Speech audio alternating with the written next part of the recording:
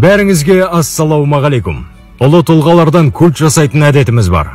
Оларды періште һәм мінсіз адам көреміз. Ал шындығына келгенде, зиялысы да зымияны да осылар. Сіз мақтанып келген, үлгі тұтқан тұлғалардың сатқын болғанын, бір тұлға бір тұлғаны түрмеге тыққанын білсеңіз, ойыңыз өзгерер еді. Мұны сізге білген дұрыс.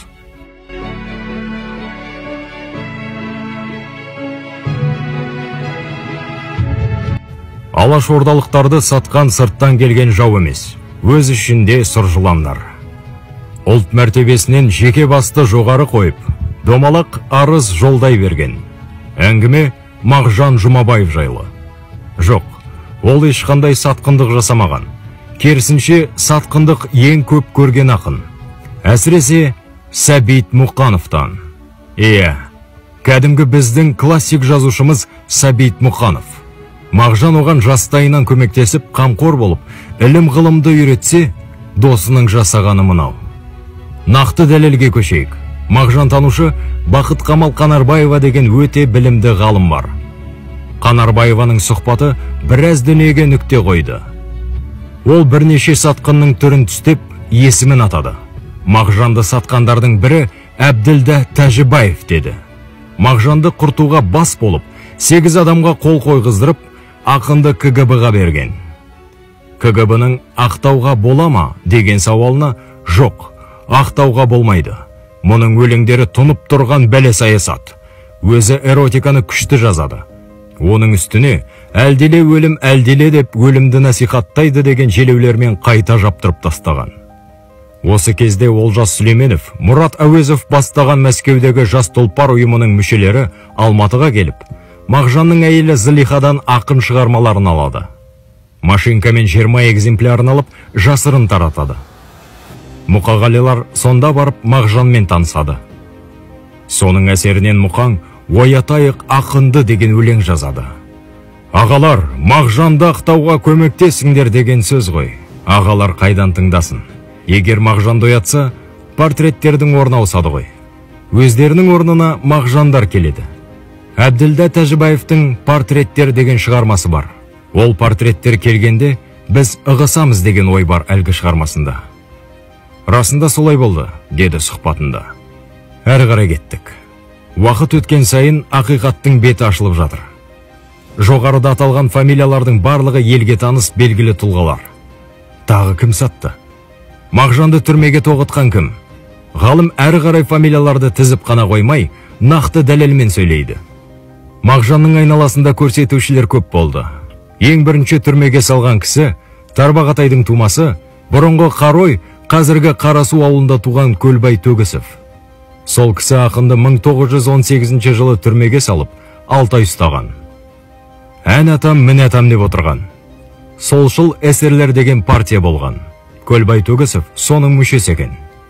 Мағжанды жанындағы 2 адаммен ұстап отырғанда, Ресейден қашқан адмирал Колчак омбыға келеді. Сол кезде Колчакқа Алихан Бөкейханов телеграмма салады.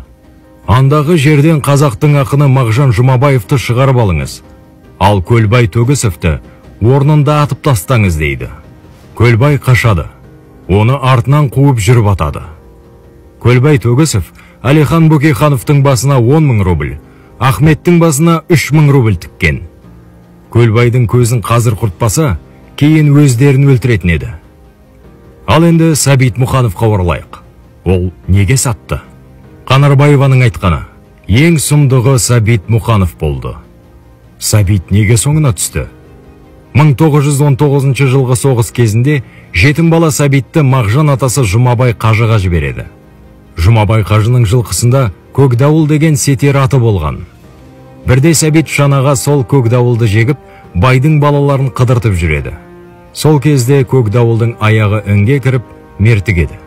Атпас Жұмабай Сәбитті бишікпен сабап-сабап, уәде еткен киімінде бермей қуып жіберген. Өмір мектебінде Бекен деген оңбаған уәде берген киімін бермеді деп айтқан. Ал себебін қозғамайды. Сол күннен бастап Сәбит Жұмабаев әулетіне өшігіп, соңына түскен. Мағжанның ұсталуындағы Сәбит Мұқановтың рөлі үлкен. Мағжан түрмеде Иван Фетисов деген Парижден оқып келген профессормен бірге отырады. Сол Фетисовтан медицина ілімін үйреніп, фельдшер деген мамандық алып шығады. Сол кісі Мағжанға қайтпа деген ақыл айтады. Қазір Қазақстанда қан қасап жүріп жатыр. Сен қал деп, өзінің Ленинградтағы Таисия атты қарындасының телефон нөмірін береді. Профессордың ақылын алып, әйелі Зылихамен Ленинградта қалмақшы болған. Әйелі Мағжан соты болған жылдары 14 рет іздеп барады. Сөйтіп тұрғанда Сәбит Мұқановтан хат келеді. Біз сізді кешірдік. Коммунистік партия бәрін кешіре біледі. Келіңіз, сізді жазушылар одағы мүше қыламыз, деп хат жазады. Сәбит Мұқанов КГБ қызметкері болған. Өзі Шонның мүшесі болғанын еңбектерінде ашық айтады. Оны қара бөрік деп атаған. Қазақстанда болған 360 көтерілістің Көкшетаудағы біреуін осы Сәбит қанмен басқан. Қолына қару алып, жерлестерін өз қолымен атқан. Бұл да тарихта бар. Мағжан хатқа алданып Қазақстанға оралған. Осылайша алдап әкеліп Қазақстанда атқызып отыр ғой.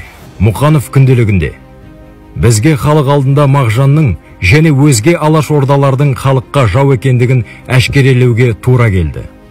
Осы мақсатпен біз 1924 жылдың басында Орынборда Мағжанға әдеби сот жасадық деп жазған.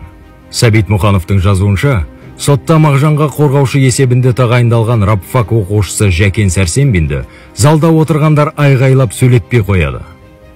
Ал Мағжанды айыптаушы міндетін Сәбит Мұқанов атқарады да, оның ұсынысы бойынша сот мынадай қаулы қабылдайды. Бірінші, Жұмабаев қазақ халқының, сонымен қатар қазақ халқына қамқор болып отырған Совет үкіметінің қас жауы деп танылсын. Екінші, оның барлық шығармаларын оқылудан алыну өкіметтен сұралсын.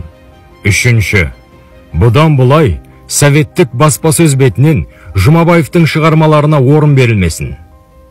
Міне, кеше ғана қиналып келіп, Мағжаннан пана тауып, оның қамқорлығын көрген Сәбит Мұқанов осылай Мағжанды айыптаған. Тарихта әлі ашылмаған сырлар мен құпиялар көп. Бұл соның бір сыпырасы ғана.